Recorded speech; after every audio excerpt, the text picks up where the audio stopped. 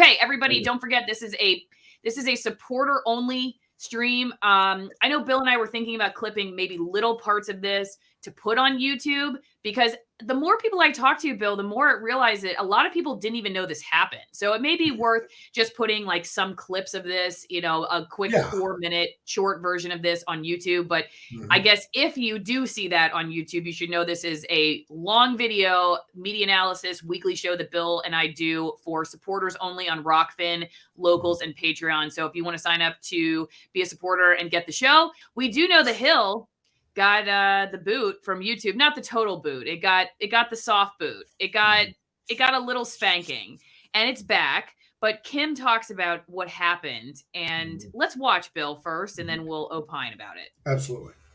Okay, and here we go. Well, everybody's wanting to know, where in the world is Hills Rising? So I'm going to tell you what has happened. But the show has been suspended. Actually, the entire YouTube channel for The Hill has been suspended for 7 days until Thursday, March 10th, for violating, allegedly, YouTube's election misinformation policies.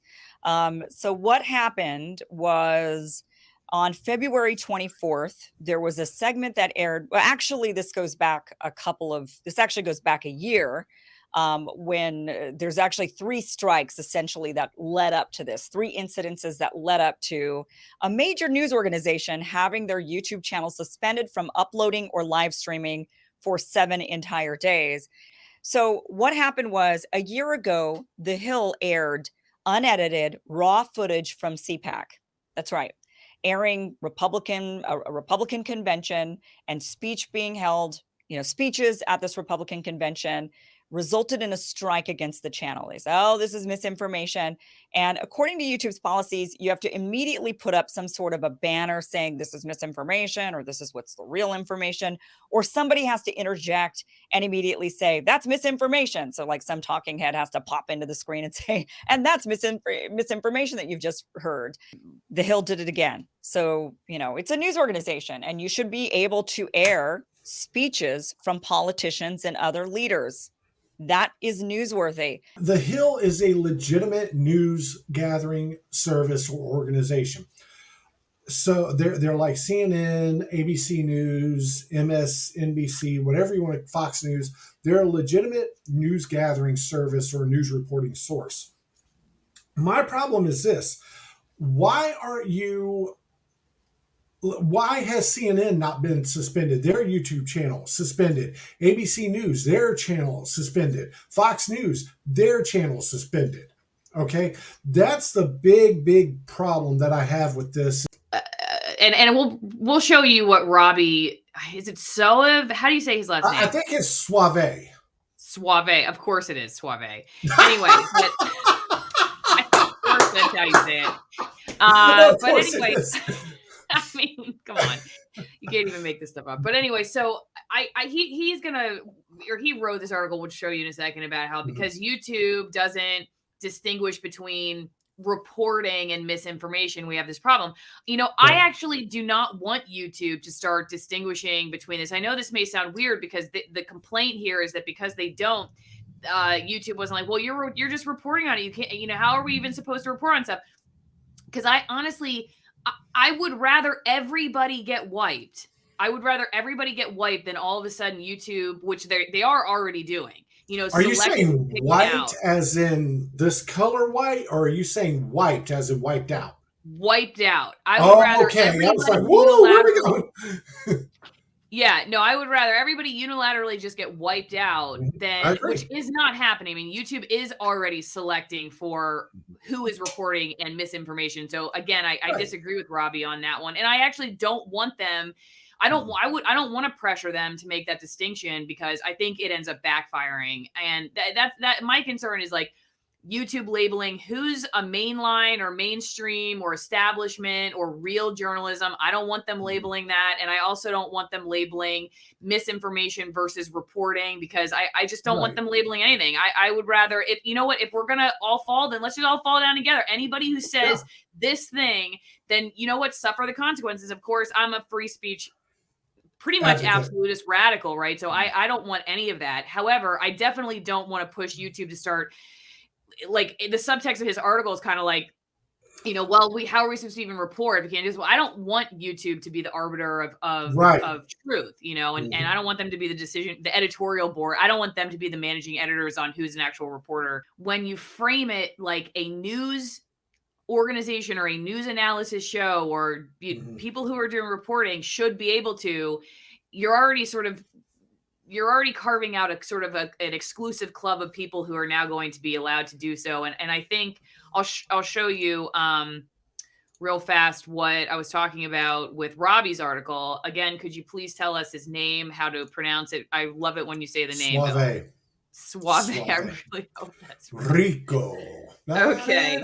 Suave. YouTube won't distinguish between misinformation and reporting, so it suspended my channel. I'm a journalist, and I should be able to say what I want, but YouTube needs to censor the people that are not journalists, i.e. me or colleagues or people that I care about. Okay, so that's basically the gist of what he's saying in this article. For those of you who are old school, a little bit like me, this is the equivalent of the FCC saying, okay, Fox News can broadcast Trump's speech unedited, but if ABC News or MSNBC broadcasts this Trump speech, no, we're not going to let them do that, and we're going to suspend their network for a week or a month or whatever it is because it's spreading misinformation.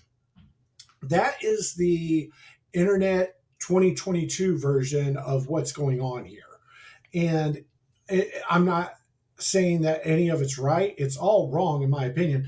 You cannot live in a free society when you pick and choose who can say things and who can't say things. Before we get to the rest of this video, don't forget there are a couple ways you can support my work. The first is check out AllisonMorrow.locals.com and become part of my editorial board. If you sign up there, you can submit questions ahead of time before the interviews and hear from them directly. Also, check out my sponsors, AllisonWinePromo.com. That's Allison with 1L WinePromo.com. You get 50% off of some of my favorite Malbecs from Argentina, some from very high altitudes, one from the oldest vineyard in Argentina, and you get 50% off shipping. These are very high quality wines. They use no flavoring, no filtering, no dyes, and no excess chemicals. You can also grab some coffee in honor of free speech and support my work. Go to twinenginecoffee.com/Allison, twinenginecoffee.com/Allison. These are USDA certified organic Nicaraguan roasts and also high altitude. The CEO of the small company lives in Nicaragua where they grow, harvest, and roast the beans. There is a wide variety of them, as well as a Caturra tea, which is tea that you brew using the coffee fruits. You can do hot or cold. I cold brew mine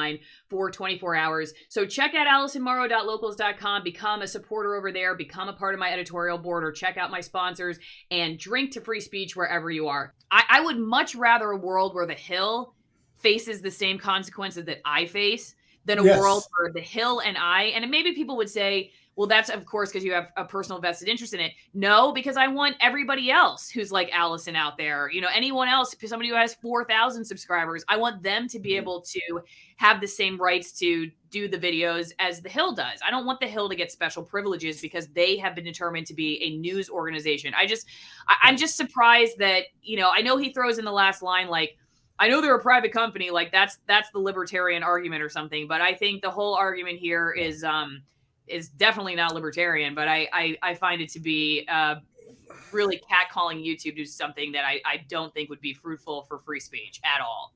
I think he would get more of what he doesn't want if or what he says he doesn't want. I don't know if that's really true, but he'd get more censorship if they went along with his idea. I can't stress this enough. This is why it is so important in this day and age. We used to always say, hit them where it hurts, hit them in the wallet. Hit YouTube where it hurts. Don't use YouTube. Don't click on YouTube. Don't use any of their links. Don't use any products by Google if you can avoid it. I know it's super hard, but support alt tech. Support alt media. You're watching alt tech right now on ROKFIN, and we cannot thank you enough for all that support. But continue to support alt tech. Go to ODYSEE and watch your videos. There's a ton of the same content creators that are on YouTube or on ODYSEE. They're on Rumble. They're on ROKFIN. They're on so many different platforms. What's the one you like or use? Locals? Locals, yeah. AllisonMorrow.locals.com. Yeah, there's a bunch on locals. Support alt tech and make YouTube kiss your ass. Well, I couldn't say better than that. So, Bill, thank you for joining us. I know this is actually everybody. We should tell Bill happy anniversary because it's his anniversary. And thank you to Mrs. Bill, who was willing to wait to go out to dinner for Tittle Tattle to end. But what's an anniversary without Tittle Tattle?